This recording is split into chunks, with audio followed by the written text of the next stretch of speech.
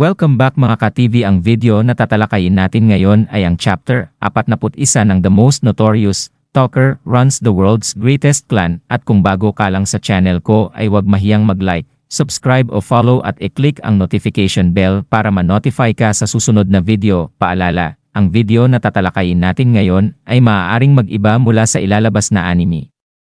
Hindi ko inaangkin ang mga drawing o anumang materyales na ipapakita. Ang layunin ko ay magpakita ng suporta at magbigay ng impormasyon tungkol dito. Ang lahat ng kredito ay nananatili sa mga orihinal na may-ari. Maraming salamat, si Noel, na nagmana ng kalooban ng yumaong lolo niya, isang immortal na demonyo o mas kilala bilang Overdeath, ay nasa matinding paghahangad na maging pinakamalakas na seeker. Gayunpaman, agad niyang napagtanto na ang konsepto ng pagiging pinakamalakas ay hindi ganon kasimple.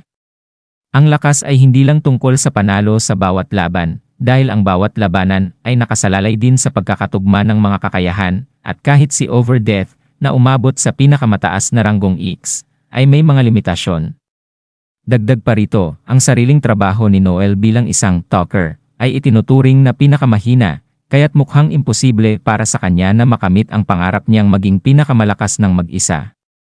Dahil dito, nagkaroon siya ng solusyon. Tipunin ang pinakamahusay na kakampi, pagsama-samahin sila sa ilalim ng kanyang pamumuno, at sama-sama nilang mararating ang tuktok.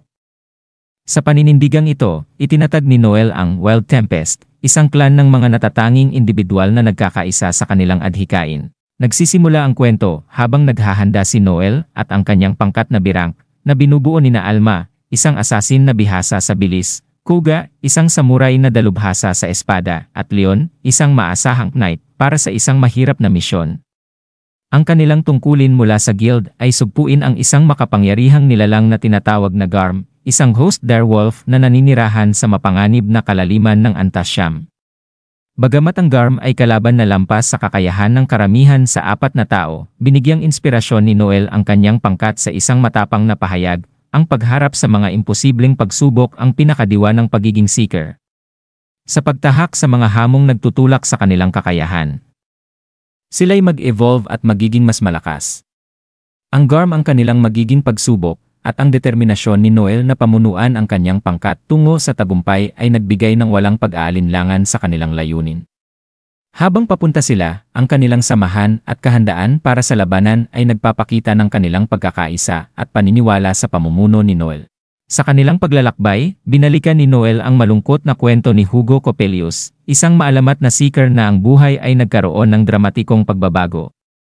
Si Hugo, isang pambihirang puppeteer, ay minsang kinilala dahil sa kanyang walang kapantay na kakayahan.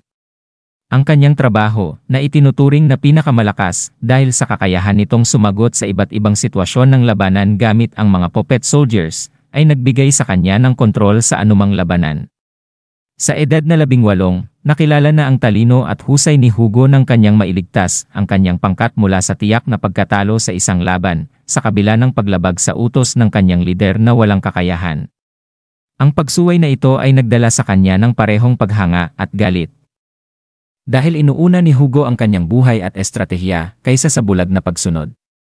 Ang kanyang lakas at katalinuhan ay hindi matatawaran, ngunit ang kanyang pag-ayaw sa mahihina at hangal na leader ay naglayo sa kanya sa iba. Pagkaraan ng mabilis na pag-angat bilang seeker, bigla siyang nagretiro at naging isang matagumpay na manlilikha ng manika. Ngunit nagbago ang buhay ni Hugo nang siya ay mapagbintangan ng isang karumal-dumal na krimen. Habang naghahatid ng isang manika sa isang kliyente, siya ay inatake, at nang magising ay natagpuan ang kanyang sarili na napapalibutan ng mga bangkay, kabilang na ang kanyang kliyente. Inakusahan siya ng pagpatay at pagkuliti sa balat ng kanyang mga biktima upang gawing madugo at nakakakilabot na mga manika. Siya ay inaresto at hinatulan ng mga otoridad. Sa kabila ng kanyang pagtanggi, ang mga patotoo mula sa kanyang mga dating kasamahan ay naglarawan sa kanya bilang isang mapanganib at makasariling tao na inuuna ang sarili niyang kaligtasan higit sa lahat. Dahil walang saksi na magpapatunay ng kanyang inosensya, siya ay nahatulan at pinarusahan ng kamatayan. Ang iskandalo ay yumanig sa imperial na kabisera at nag-iwan ng mansa sa kanyang pangalan. Sa kasalukuyan, ikinuwento ni Noel ang istorya ni Hugo sa kanyang pangkat, binibigyang diin ang kahalagahan nito. Para kay Noel, Ang sinapit ni Hugo ay hindi lamang halimbawa ng kawalan ng katarungan kundi aral din tungkol sa lakas at pamumuno. Sinabi niya na ang tunay na lakas ay hindi nakabatay sa pisikal na kakayahan lamang kundi sa kakayahang huwag magpadala sa kontrol ng iba at manatiling nagkakaisa kasama ng iyong mga kakampi. Sa inspirasyon ng pananaw na ito, nagdesisyon ang pangkat na iligtas si Hugo at tuklasin ang katotohanan sa likod ng maling paratang laban sa kanya. Masiglang nagboluntaryo si Alma na tumulong, habang si Leon ay naghayag ng moral na obligasyong tumulong sa isang taong inosente. Pati si Koga, sa kabila ng mapagbiro at minsang mapang-asar na komento ni Alma, ay sumang-ayon sa plano, pinagtibay ang kanilang pagkakaisa. Pinaalala ni Noel ang kahalagahan ng pagsasama-sama, binabalaan ang kanyang pangkat na ang mga naliligaw sa kawan ay tiyak na masasawi, isang pagninilay tungkol sa parehong panganib ng pagiging makasarili at ang lakas ng pagkakaisa. Habang nagpapatuloy ang kanilang misyon, ang pamumuno at pananaw ni Noel ay malinaw na nagiging haligi ng kanilang tagumpay. Nais niyang bumuo ng isang clan na hindi lang nagtataglay ng pisikal na lakas kundi ng tiwala at tibay ng kalooban. Ang kanyang pagninilay sa pagbagsak ni Hugo ay isang matinding paalala ng kapahamakan na dulot ng paghihiwalay at kawalan ng tiwala.